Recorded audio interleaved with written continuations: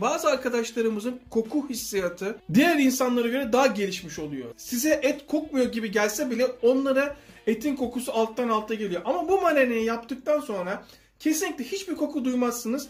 Lokum gibi bir kuzu eti yersiniz. Hem fırında, hem mangalda, hem de döküm tavada.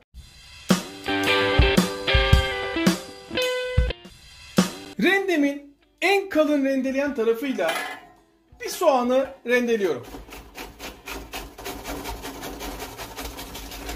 Şöyle bir tülbentten yardım alalım.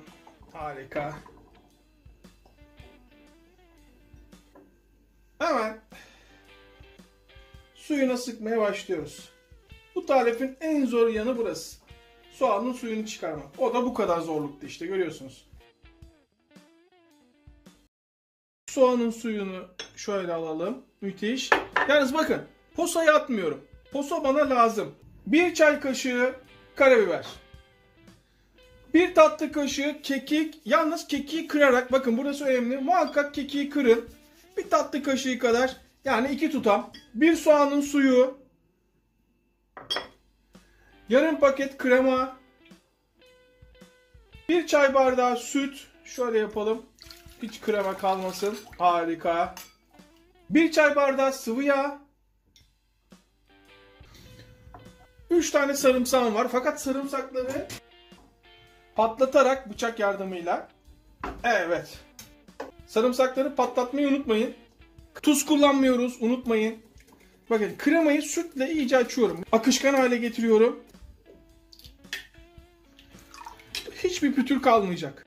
Kuzu yapacağınız zaman kıvırcık cinsi kullanın.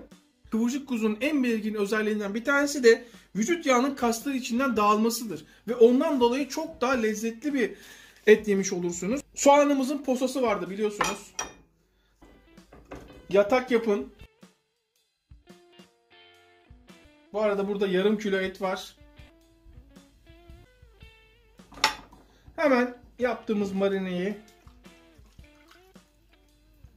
altın kural, marine sosu muhakkak eti geçecek ve hava ile arasında görünmeyen bir duvar oluşturacak. Hem etimizin bozulmasını önleyecek, hem de içinde daha iyi marine olmasını sağlayacak. Şimdi bakın, diyelim ki bende de oldu, farkındaysanız. Çünkü etim şuraya sıkışmadı. Böyle eti geçmedi sıvı. Hemen süt takviyesi yapıyoruz. Hemen streçleyelim.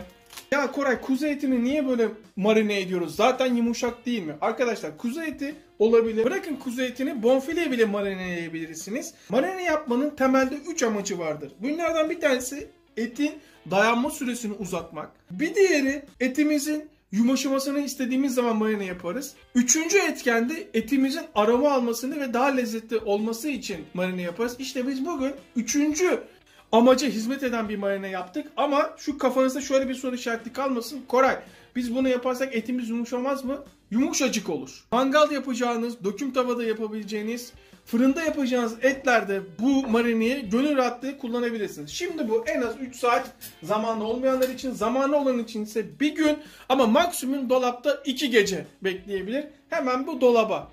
Şu anda saat gecenin 2'si. Köpek patateslerimizi şöyle 9 tane yeterli. Suyunu ekledik. Altını yaktık. Fişek gibi tarife başladık. Bu arada şunlara bir bakalım. Tam 2 gün. Ve müthiş bir marine tarifi verdik. Etlere bakar mısınız? Bembeyaz olmuş. Bembeyaz. Dana ilikler. Bunlar da müthiş seçtik. Tamamen ilik. Görüyorsunuz değil mi? İçleri tamamen ilik. Hemen ilikler için bir sos yapalım. 1 çay kaşığı kekik. Yarım çay kaşığı tuz. 1 çay kaşığı sarımsak tozu. Yarım çay kaşığı karabiber. 1 limonun 3'te 1'i. Zeytinyağı. Bakın ayçiçek yağı değil, yalnız zeytinyağı, çünkü aromasına ihtiyacım var. Şöyle 4 yemek kaşığı kadar. Ölçüleri çoğaltmak, azaltmak size kalmış, damak tadınıza göre. Ben tarifi veriyorum, balık tutmak size kalmış. Aromasından faydalanmak istediğim için şöyle zeytinyağı, tuz, kesinlikle yapışma olmasın diye tepsinin her yerine şöyle yağlamak çok önemli. Dana iliklerimi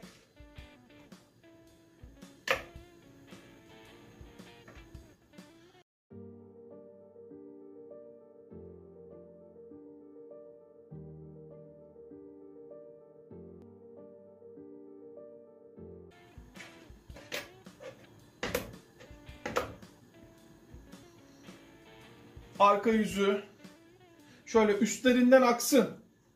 Kemiğe doğru aksın. Bol bol. Bu hemen fırına. Fırınım 200 derecede altlı üstü fanlı olarak çalışıyor. Harika. Tam 2 gündür marinede yatıyorlar. Lokum gibiler. Hemen fazlasını alalım.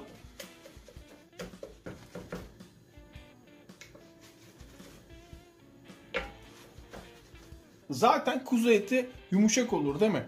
Bunu zaten yumuşatmaktan ziyade aromasını alsın diye müthiş lezzetli bir et diyelim diye yaptık. Bu marineyi bütün etlerinizde kullanabilirsiniz. Hem yumuşatır hem inanılmaz aroma verir. Bizim için şu andaki en önemli temel kural marinenin aroma vermesi. Ama ister istemez etimiz de yumuşamış, görüyor musunuz? Artık neredeyse ısırıp pişirmeden bile yiyebilirim. Bakın şimdi hiçbir güç uygulamadan, bakın hiçbir güç uygulamıyorum. Eti deleceğim neredeyse. Hatta deleyim mi? Bakın hiçbir güç uygulamadım, görüyor musunuz? Ama eti daha fazla mındar etmeyelim. Hemen biberiye. Çay kaşığı kadar. Harika. Bir tutam kekik kırarak. Bir çay kaşığı sarımsak tozu. Bir çay kaşığının 1/3 kadar karabiber. Buna limon atmıyoruz. Kesinlikle hayır. Ve yine 3-4 yemek kaşığı kadar zeytinyağı. Şöyle 1,5 çay kaşığı kadar tuz. Patates tuzu sever. Harika. Bu patates için, bu da dana etleri için. Burada patatesleri kurutmak önemli. Yani sırılsıklam olmasın. İstediğim bu. Sırılsıklam değilse benim için yeterli. Bu arada inanılmaz sıcak. İliklerin yağı. İstesek başka yerde bulamayız. Şöyle bir çevirelim. Nasıl? Patatesler inanılmaz sıcak, yani dikkat edin, bakın. Bir kez daha söylüyorum, tepsiye dikkat. Kaşık ya da spatula ile size kalmış. Patatesleri bastırın. Evet, istediğim bu. Sadece bastırın. Esas olanlar.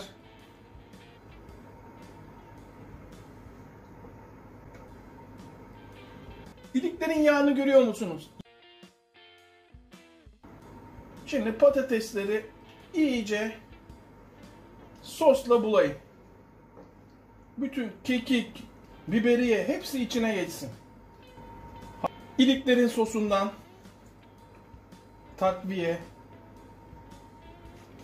Bir kırmızı biber renk versin.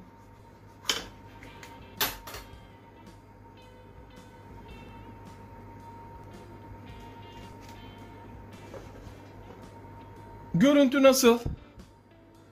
Tablo gibi oldu değil mi? Tadı daha da felaket olacak.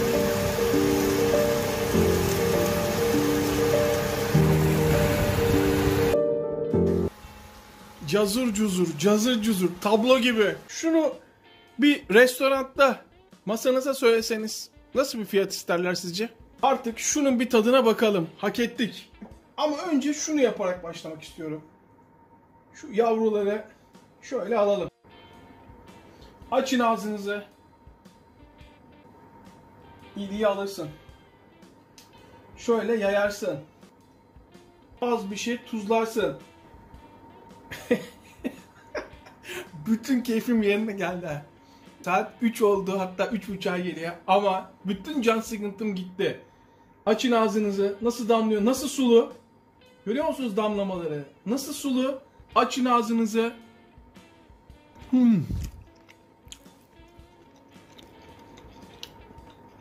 Böyle bir şey olmaz ya.